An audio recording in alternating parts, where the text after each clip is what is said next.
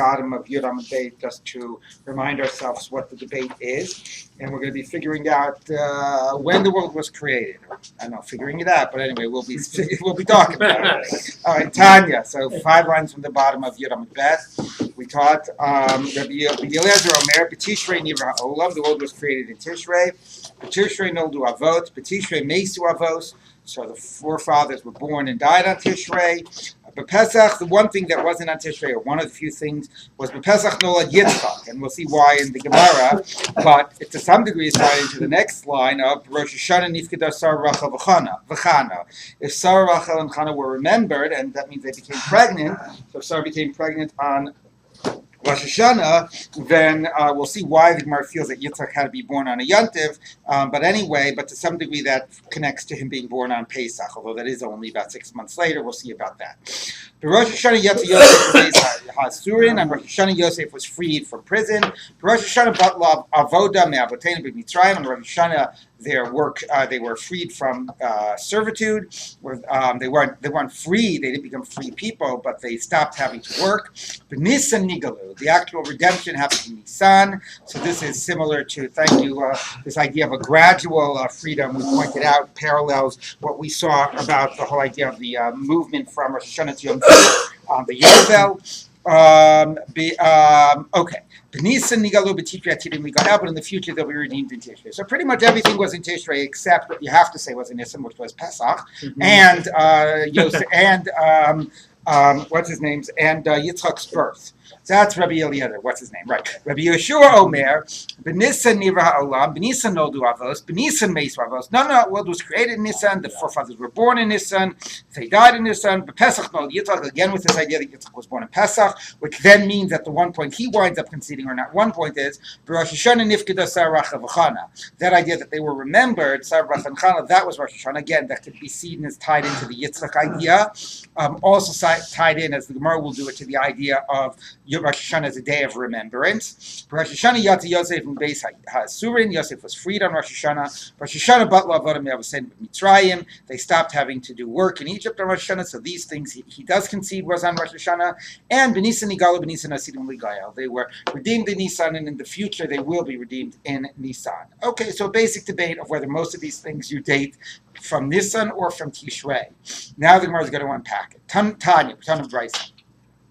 Rabbi Eliezer Omer, Minayin Shabbatishrei Nivra Olam. How do you know the world was created in Tishrei? Shenamar, Vayom Elohim. God says, Tachei haaretz desha. Let the land be covered with grass. Esev mazriya zera, grass with seed. Eight pri osepri, a fruit tree making fruit. Okay, Ezu Chodesh, what is the month? Sha'aretz motzia desha'im ilan malei pirot, that the land brings forth grass and the tree is filled with fruit. Have omer zet Tishrei, it's Tishrei. Think about it, like when's apple picking season, right? It's in September. That's when the trees are filled with fruit, is in the beginning of the fall. In the northern hemisphere. In the northern hemisphere, right? What is it, in the Mediterranean? Well, that's the hemisphere. Yeah. Okay. But grass grows in the spring, no? Okay, so here's the question about the grass part of the story. The Gemara is going to focus on the tree and going to focus on the difference of whether the tree is filled with fruit, which is what it is in the fall, in September, in Tishrei, or whether it starts blossoming and the fruit starts coming out, which is what happens in spring and in Nisan. That's what the Gemara will focus on. Rashi says that there's also an issue going on here about the grass, although the Gemara doesn't focus on it. And then there's a question of the girsa. Our girsa is Motzia Deshaim, which is that this is the time when the grass starts coming out.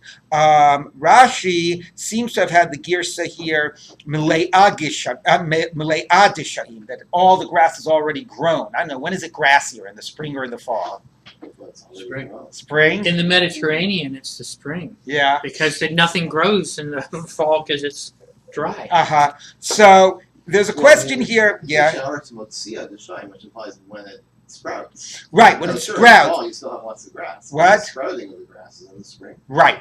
So that's why some have the girsa. So it seems that Rashi had the girsa. This is going to be contrasted to a pasuk which is v'totzei haaretz desha, which was when it starts coming out. So here Rashi's girsa seems to have been, which is what the Bach changes it to. It's tachei haaretz. Tachei means already a coating of grass. Seems to have been his girsa was meleah deshamim. Dishaim, similar to Malay Peirot, that somehow in the fall already all the grass has come out. The Marsha says that the Gemara isn't even focusing on the grass at all. The emphasis here is what the story is with the trees, the way the trees are different in the fall or in the spring.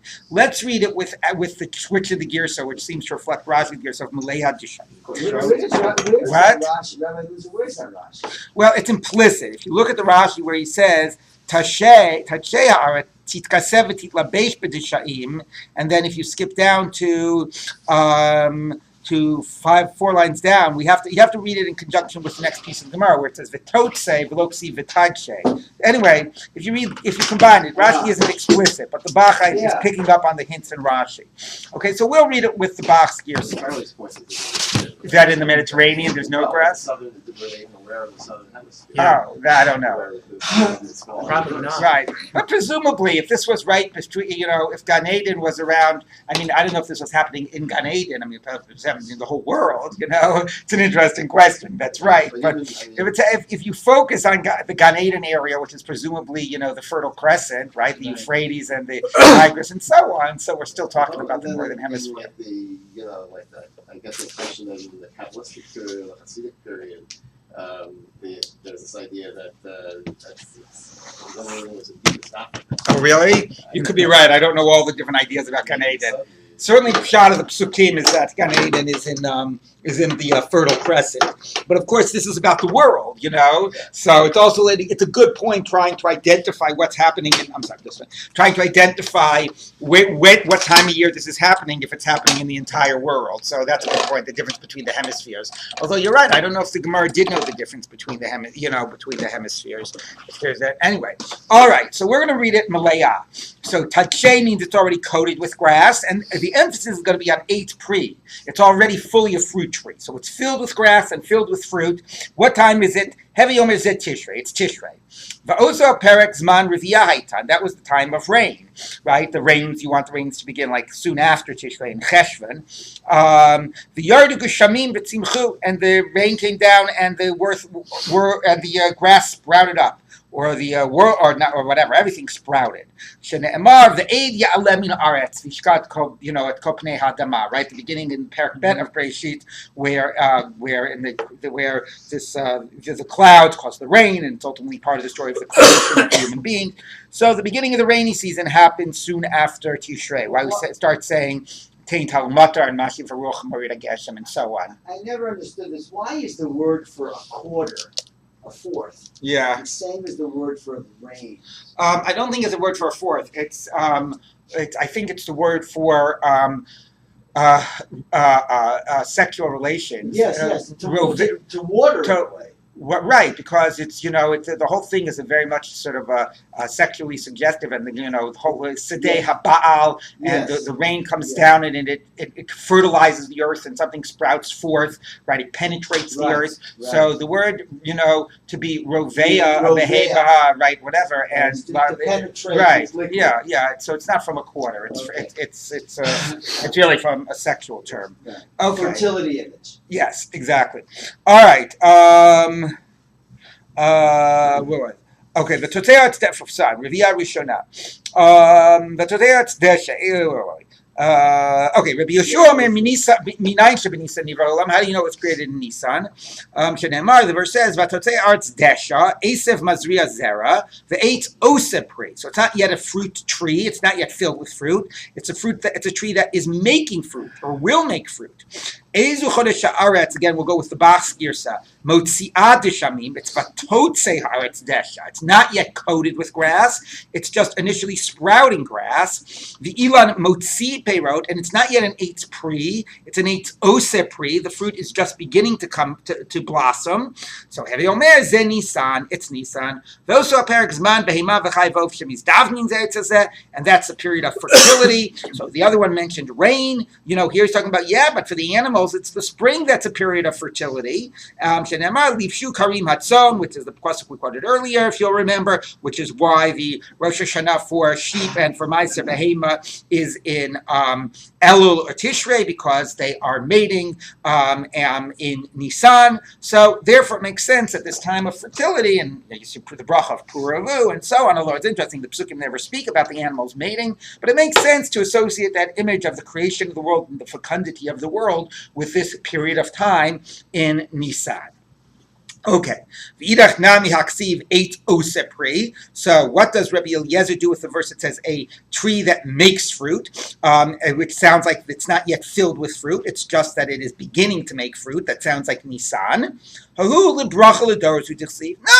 that's to tell you for in the future that the trees are created with the potential to make fruit. This is the blessing that they have for future generations. But when it was originally created, it was filled with fruit. Eit osepri means it has the capacity to make fruit, and that is the nature of the tree. But the time was Tishrei, and when it was already filled with fruit.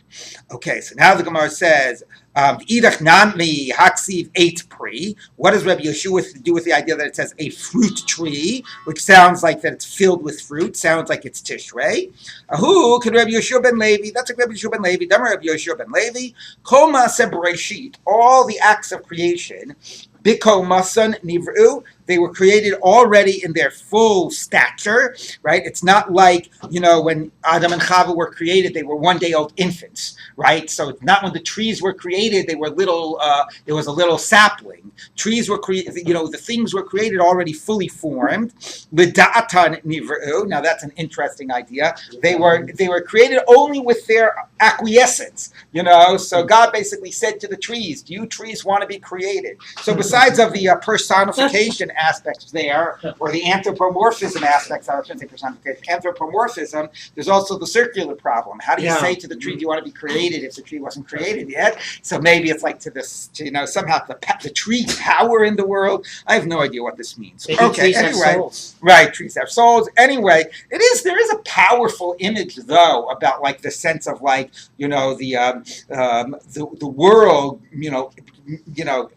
making this inanimate world, and you don't want to get to the point of being like what is that Druidism or whatever, that sees the spirits, and I'm not saying that far, but to see an idea somehow that the whole world has this like power and potential to actualize its own, it's not just inanimate. But anyway, there's some sects of Buddhism that actually ordain trees. Oh God. Okay, fine. Also maybe the idea of the form of tree.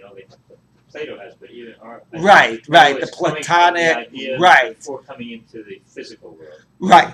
When it gets into those whole issues, like about how the sun and the moon argue with God, like who gets to be the bigger one, right? Those similar, and the famous midrash that Rashi quotes also about Eitz Pri Osa Pri. God wanted it, to taste the bark to taste like the fruit, and it didn't listen, and it, So this whole idea of like these powers in the world, and that the natural world has like will, is an interesting idea, and in some ways a very disturbing idea, but provocative nonetheless. Okay, so it says, l'da'ata nivru, l'tzivyona nivru, and according to their tzivionam, which Rashi sort of sounds like it means like their distinctive shape and appearance, which is not exactly the same, but as these other things, but it basically means that everything was created with its own very distinctive appearance and shape. So Platonic, but they had a form. I guess, yeah. Right. Yeah. I guess, right. Shenemar, right. All right.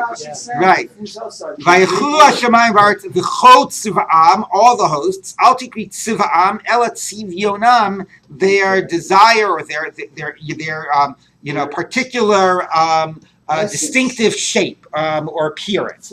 So what does it mean? So how does this answer our question about Eitz Pri? Because it answers it that Eitz Osa Pri might, if it just said Eitz Osa Pri, it might have indicated that they're not yet big enough and at the size enough ready to bear fruit.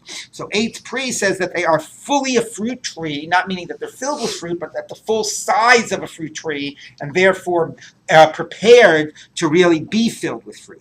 But ultimately, they were not yet filled with fruit note, it was Nisan, and it was still in the stage of Osapri, where the fruit was coming out. Okay, so that's the debate about when the world was created.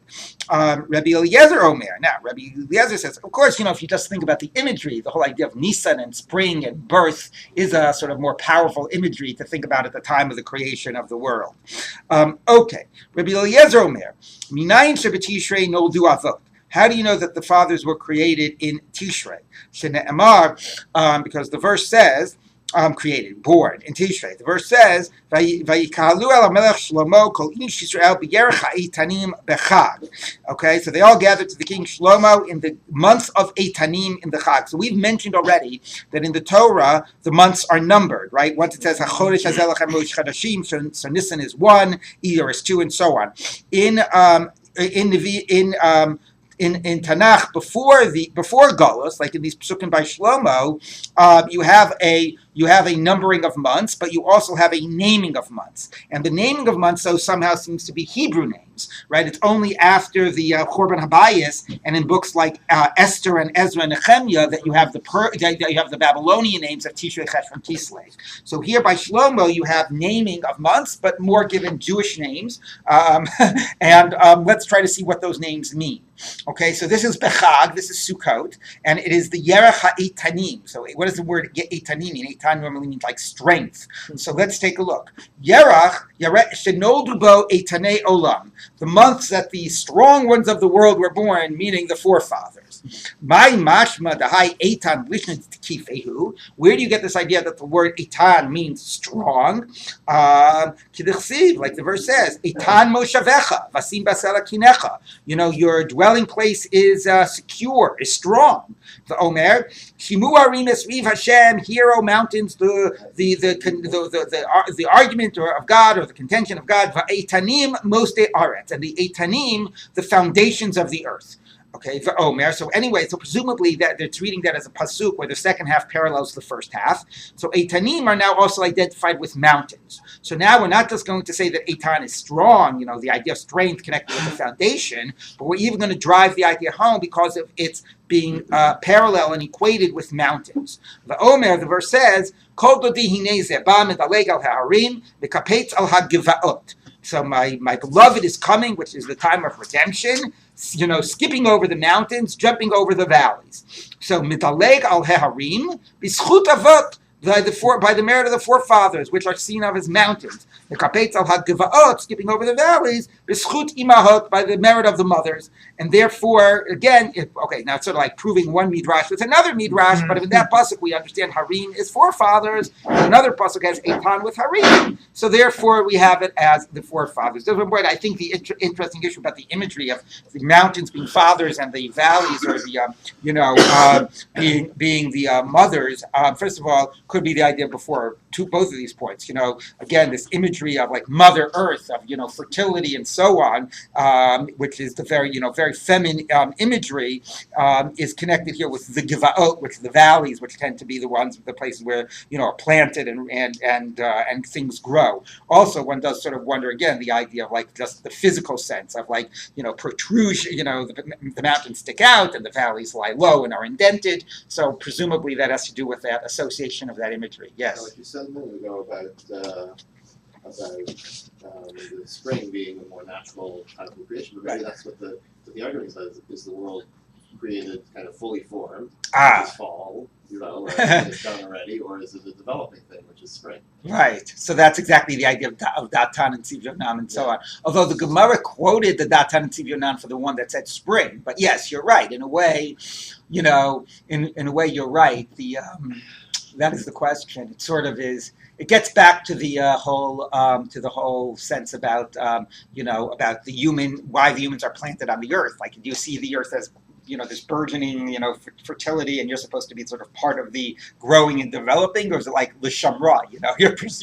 Your role as preserving, it's already fully formed. But it's interesting. You're right. The different types of imageries that are evoked by thinking about the spring or thinking about, but it is funny, even with the idea that the fall it's fully formed, but it's also the beginning of the period where things start to die until, so, although on the other hand, you could argue the opposite. You could argue that the fall is the beginning of human creativity because it's when you begin the planting planting, and when you begin actually, the things aren't just like naturally coming out, but you are the human component in terms of bringing life and to the earth begins in the fall, which is why, which is one reason, which is the logic why Tishrei is one.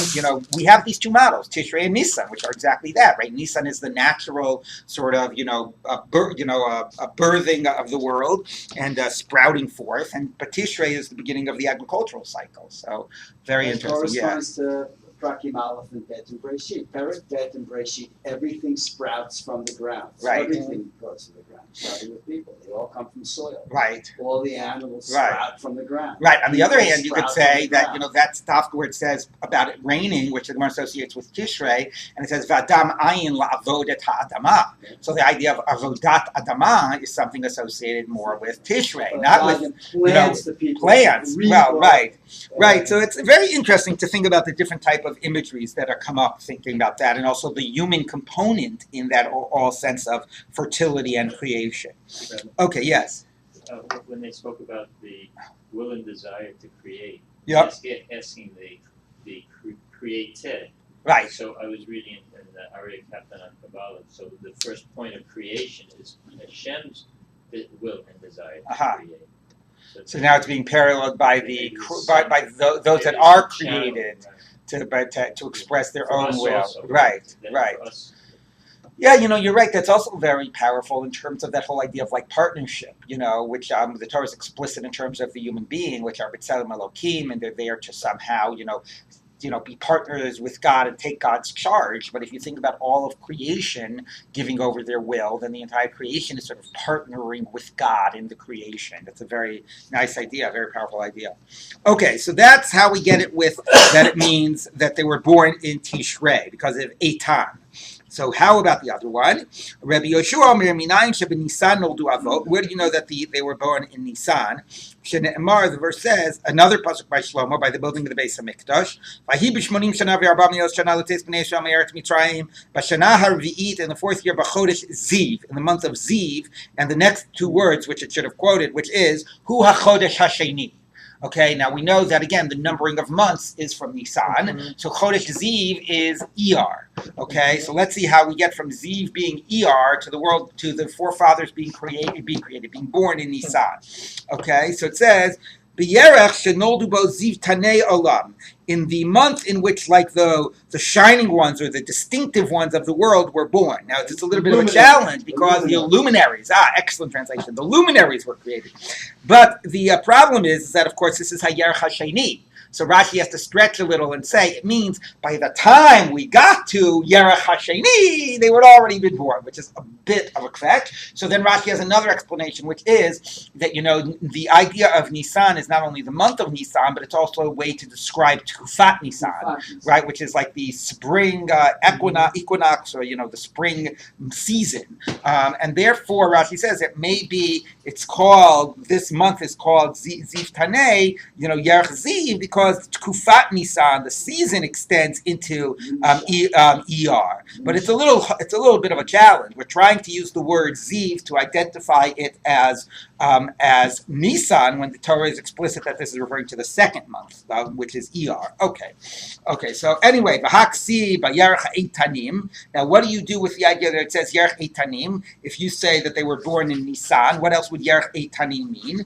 Hasam t'kifi b'mitzvos. No, that's because that period of Tishrei is very strong in mitzvos. What does that mean? You look at Rashi. Rashi says, a very nice short little Rashi, Shofar, Yom Kippurim, V'sukkah, Lulav, V'arava, V'nisu Chamayim. And then he also V'arava, which is put in parentheses, maybe because that's a question of Minhag Nevi'im or something. Anyway, so there's tons of mitzvos in Tishrei. You don't stop doing mitzvos. So that's why it's called Eitanim, but not because that's when the forefathers were born.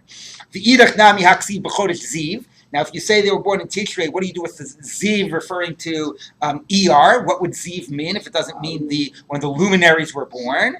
Ahu, the Ispe Ziva Li'ilani? No, it means that the trees are blossoming and there's like a glow, a beauty around the trees, and that's what Ziv means. The Amar Rav Yehuda, Haiman Dinafik Biyome Nisan. If you go out in Nisan, the reason of quoting Rav Yehuda here is because of connecting, he's going to say a halacha about a bracha, but connecting it with Nisan. If you go out in the time of Nisan, in the springtime, v'chazi ilani de and you see a tree that is beginning to sprout forth, blossom forth, Omer, you say, Baruch shelo chiser me'alamo klum. Blessed is God who did not make lacking anything from His world. Ubar bo briot tovot vilanot tovot, created goodly creatures and goodly trees. Naot behen b'nei adam, for human beings to derive pleasure from them, even from their appearance, not only from eating from them.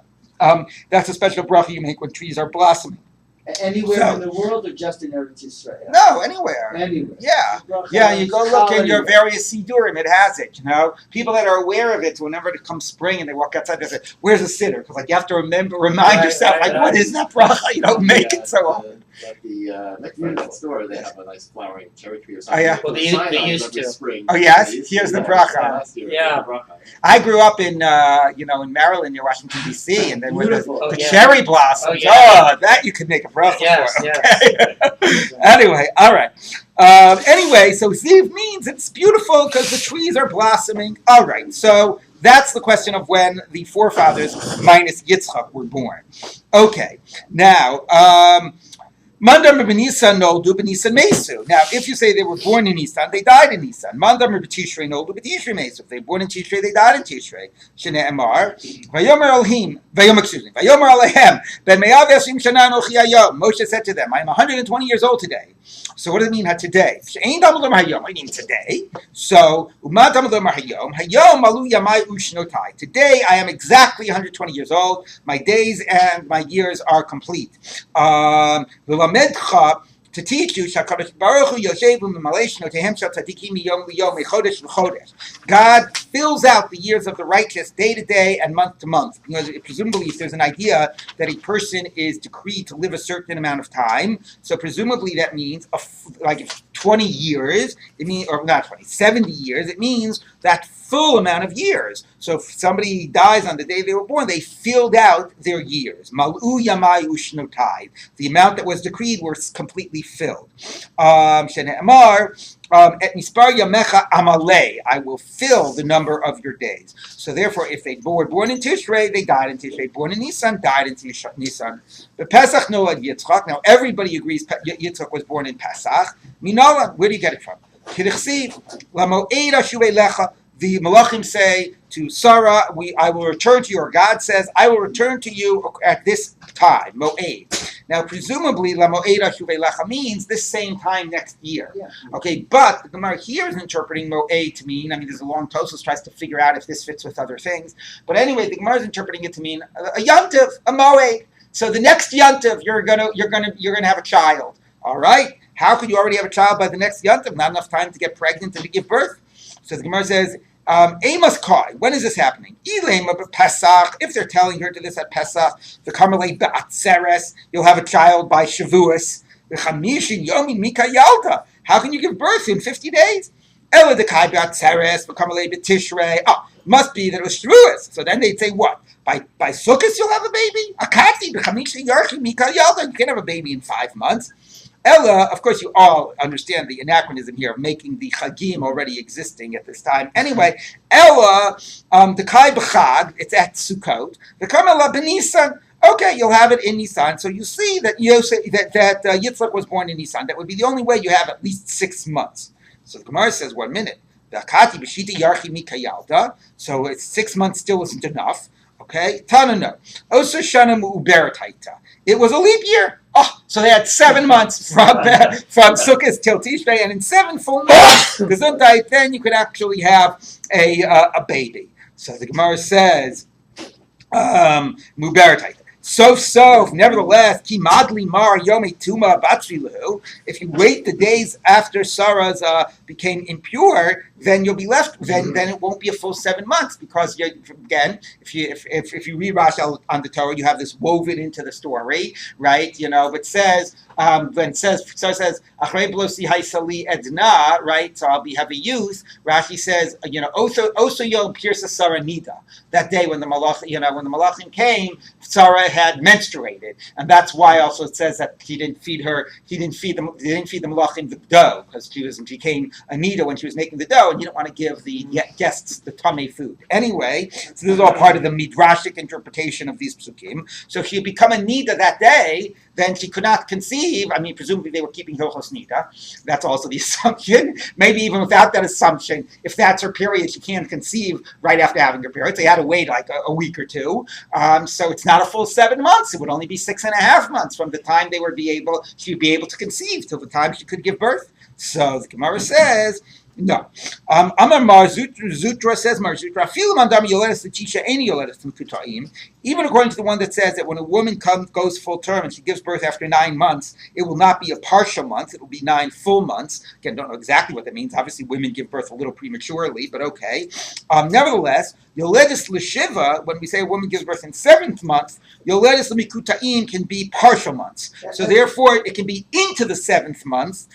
You can still give birth. Again, this is quite bizarre. Serious premature, right? 3 months, 2.5 months premature. This is before they had incubators. And again, this is a Gemara that assumes 7th month baby is better than an 8-month baby. But nevertheless, the Gemara does this a number of times and assumes that there could be a birth just at the beginning of the 7th month. So therefore, the only way this is possible is from Sukkot till Pesach. If it was a leap year, that's 7 months minus a few days for Sarah to be able to get pregnant, and therefore that's how Yitzchak could be born by the next Moed, and that's how you see that Yitzchak was born on Pesach. Yeah, let's just put through.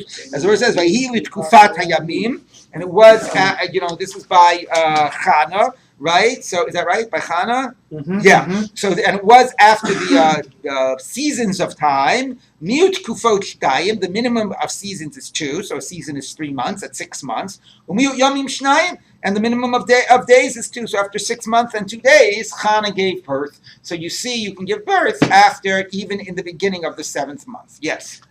Immediately after the visit to Abraham and Sarah, where a child is promised, the Malachim go to Sodom.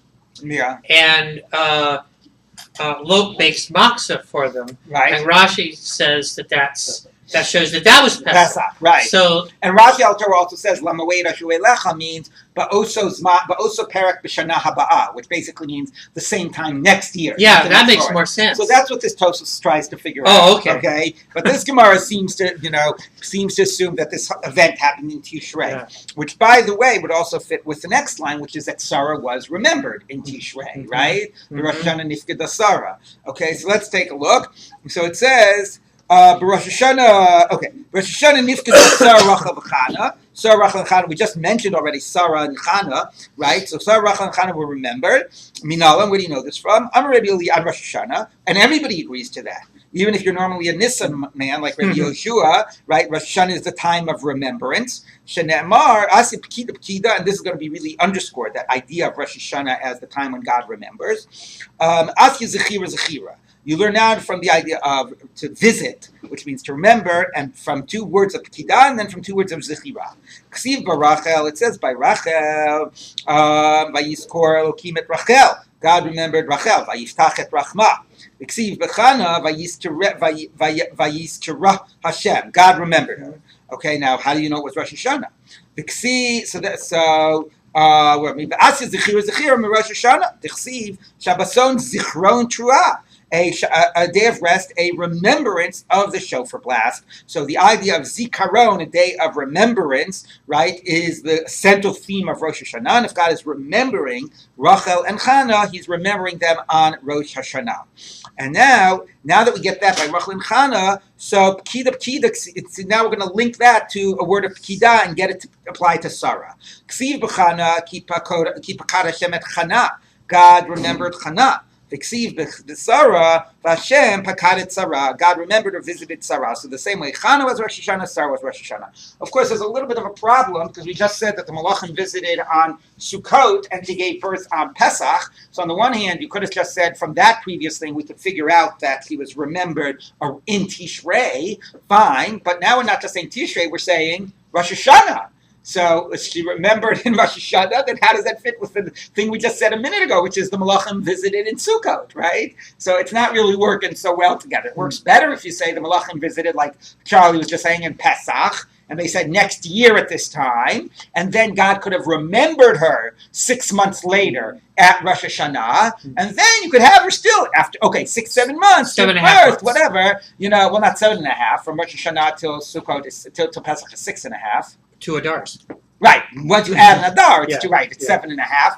Right. So anyway, that would work very nicely, right? It does. So it doesn't work with the previous Gemara, but that could work well. It ties in that they're saying a year from now, then 6 months later she's remembered, and then 7.5 months later she gives birth. It's all because the Gemara wants to read Moed as being Yom Tov. Right. Yeah. And the next Yontiv. Right. Right. Yeah. So it has. So that's what this Tosfos. That's what this Tosfos tries to figure out. Okay. Now. Okay. Rosh Hashanah Yotze Yosef in Beis Hasurim. Yosef was freed from prison on Rosh Hashanah. Minalan Dirsiv Kikuba Chodesh Shofar. So again, the tie into to Rosh Hashanah is a time of remembrance, right? Because the whole point about Yosef being freed started from an idea of forgetting, right? He says Kim Zechartani Itach, and right V'lo Zachar Sar has Mashkim Es Yosef. He didn't remember. So anyway, so again, the theme of being remembered on Rosh Hashanah, and again tying into a pasuk specifically about Rosh Hashanah. Dirsiv Tiku b'chodesh shofar b'kesel yom chagenu. Hichop Yisrael hu mishpat melokei Yaakov. So we already have said earlier that that's a pasuk about Rosh Hashanah. And now Edus be Yosef Sama b'tzeiso lech Mitzrayim, a testimony by Yosef when he went out over the land of Egypt. So you see the psukim open with Rosh Hashanah, and then they talk about Yosef being brought to Paro, being whatever, made master over Egypt, and therefore that was also on Rosh Hashanah. By the way, this is a very, a graphically interesting daf, right? Because it's got this Haggah at the top. Who is that? So that is somebody that is writing. I don't know who exactly wrote it, but it is a comment on Tosfos, again, trying to figure out the story of whether the angels came on Rosh Hashanah or on Sukkot time or on Pesach time. So after Tosfos discusses it, some commentator added his trying to figure it all out. Of course, the funny thing is those who wrote the Gemara, right? If you were writing it like nowadays with like footnotes or something, you would have put this Haggah at the bottom of the page, and the Gemara could have looked normal. Okay, the problem is that it was a Haggah that was a sub, like a footnote to the Tosfos. So you wanted to put it, right after the Tosfos, but it's just a very strange looking page. I don't think there's another page in Shas that looks like this. That doesn't actually start with, the Rashi Tosfos as the first line. Everything gets pushed down. Okay. Now, Rosh Hashanah Batla Avodah Mitzrayim. Everybody also agrees that they were freed from work on Rosh Hashanah. So how do you know? Again, Rosh Hashanah is a time when there's some sense of remembrance and a beginning of a redemption, and so on. I will take you out from under the bonds of Egypt. The sivlot, the burdens of Egypt. V'ksiv hasam hasirosi misevil shichmo. I have removed from him the burden of that's on his shoulders. That's again from the pasuk of Tiku b'chodesh shofar. So the same phrase of lahasir, to remove the sevel, the burden, right, is that word sevel connects to freedom from slavery in Egypt. So that already began on Rosh Hashanah. Yes. I'd like to ask you about a theological idea about Zechirah. Yes. It can't be that God had amnesia. When we say Zecher L'Maaseh Bereshit Right. Shabbat, it's really like a reenactment of a moment, like bringing a primal moment into action. Right. So maybe Zechirah here means something moved God to intervene directly at that moment. Yes, certainly almost everything about God is anthropomorphic, or anthropopathic. But Zechirah, like when it says Vatal Shavatim El Shavasam El Halokim Min Havodah Vayizkor Elokim Et Brito, it means God is choosing to intervene, and to act. Clearly, of course, you could say, what does that mean that God is choosing? And is that itself anthropomorphic? But I'd rather deal with that. Right. Yes, but these ideas of God remembering, or even think the word Pekidah, to visit. Right. It's not to remember, which we associate with an idea of recollecting. Right. So even the idea of Pekidah is to act on it. And I want to say something even about the idea of Zichira. When the Gemara says like Zachor, in Yom HaShabbat, or Zachor, it says Zachor is bepeh, right? And even in the Gemara, even when it relates to humans, so many things are really referring to not internal cognitive or emotional, but a way of create a commemoration for, so even the word, yes, in general, people have said, somebody said, Nachum Sarn Alav said to me, in Semitic cultures, the idea to thank somebody doesn't mean to thank. If you thank, you praise them, and you do, don't say thank you. Everything, all these verbs, which we sort of translate as emotive or cognitive, are really, could be seen as performing actions that demonstrate these types of things. So zichira, right, certainly by God, but even by humans, could mean to do something to show a remembrance and to commemorate. Yes. You said there's a note here, the difference between Zechirah and Pekidah. Yes. It says here, so Zechirah is to keep something in mind in terms of memory, but Pekidah is actually to act upon it. Right. Right, very good. Yeah, but I think what's his name makes that point. Yerushalmi makes that point in the book Zachor, which is about that. The primary focus of that book is the difference between memory and history. What do we choose to remember, and the power that it has, and the story that we tell, as opposed to just the facts that occurred. The Jews were very good at memory; they were not historians. But memory was major. Everything is Zachor and so on. But I do think that the point he also makes there is about how Zachor is translated as a sense of doing something to commemorate, to ritualize the Zechira, right, and to do something as an act of Zechira. Okay. So now it says like this. Okay, moving on. Okay, B'Nisan Nigalu, how they were redeemed in Nisan. Kinisa, as it says, as we know. So, we don't have to say anything about that. It's clear they were redeemed in Nisan. That's Pesach. All right, B'Tishrei Atidi Ligael. Moving on. Okay, now Now we have back to the debate of Rabbi Eliezer and Rabbi Yeshua. When will be the future redemption? So Rabbi Eliezer says Tishrei. Asya shofar. You make a link between the words of shofar. Ksiv hacha tiku b'chodesh shofar. Blow on the month of shofar, which we know is talking about Rosh Hashanah.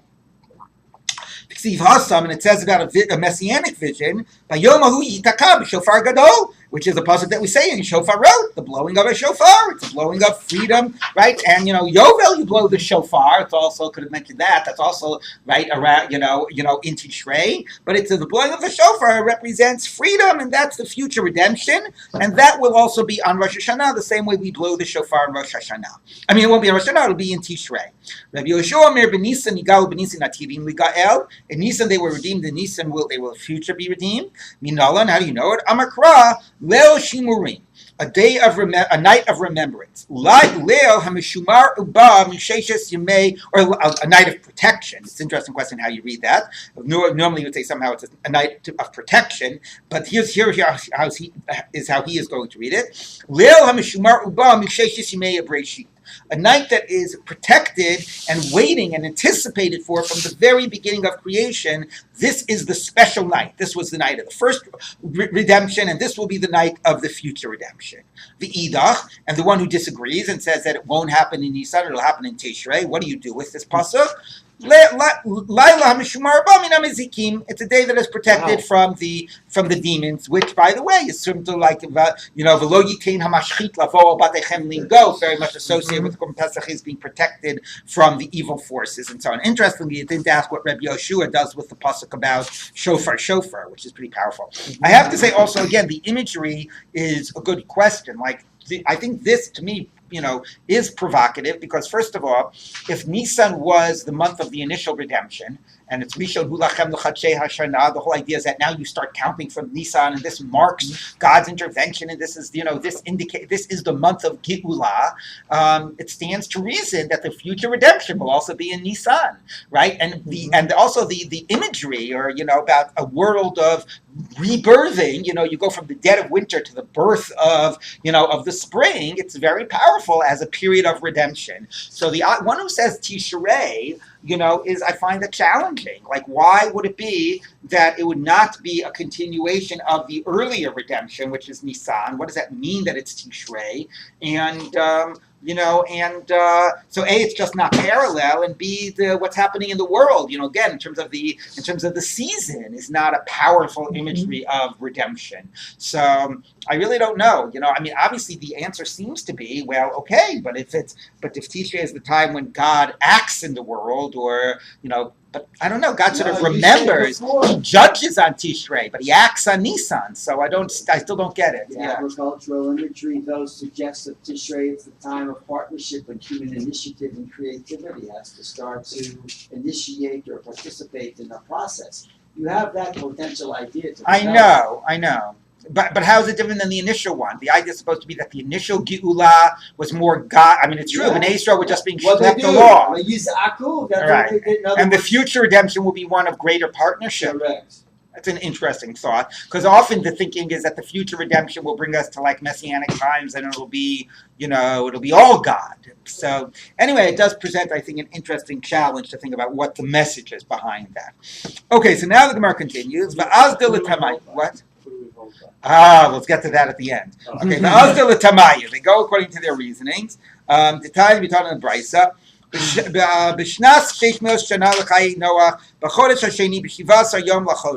Okay, so the Mabul began in the second month on the 17th of the month. So what second month was it? Rabbi Yoshua Omer Osa Yom Yudzayin Be'iyar Haya. That was the 17th of Iyar. So you see Rabbi Yoshua is counting from Nisan.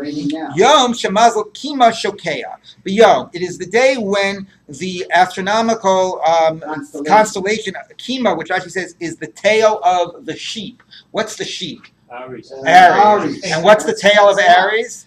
Anybody know? How does it translate that, Charlie? Kima.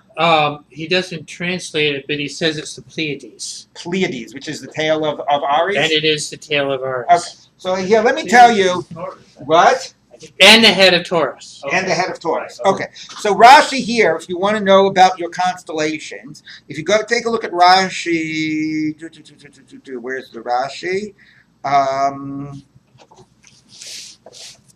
Okay, so Rashi, it is 5 lines down in the wide lines, and Rashi says, or the end of the fourth line, V'zeh Sidran, Tle Shur Ta'omim Sartan Aryeh, right? So it's Aries, Taurus, Gemini, Cancer, what's the lion?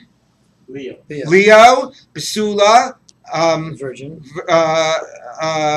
Okay, Maznayim, the scales. Mm-hmm. What? Libra. Akrav is Scorpio. Keshet. Sagittarius. Okay. Oh, because you have the Archer. Gedi. Capricorn. Dli, which is the water carrier, which is Aquarius. and Dagim is Pisces. Okay. V'simancha tashat sa'av ma'at gadad. And basically, the way it works is, so you have it like here. Tashat. This is the fact that no foreign culture is supposed to penetrate our Jewish religion. Pure. That's being recorded.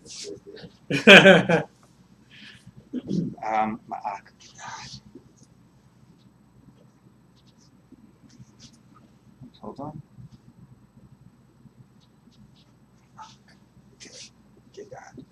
Okay, so this is the cycle, right? Taurus. This is the ram. What's that we say? Aries, Taurus. I forget. Ta'omim, Gemini, etc. Okay, this is the cycle, and what happens is that during the day, when they say so and so is in the ascendancy or whatever, if there are 12 of these, each one, they're like 2 hours between each one. I don't know. This is the concept. So when the day begins, in Nisan, it starts by Nisan. We're going to see we count the Tukufot, and we sort of, our starting point is Nisan for everything. So Taurus is in the ascendant, not Taurus, I keep on saying 10. Aries is in the ascendancy for the first 2 hours, like it's all turning like a wheel, right? So the first 2 hours, Aries is in the ascendancy. The next 2 hours, at least, the Taurus starts going up and so on, and that's how sort of everything rotates. And that's for Nisan. For Tishrei, you'd be 6 months later, right? So this stuff would be on the top and that would be on the bottom. Okay, so what is he saying? He says, that's true. You have the summer sky and the winter sky.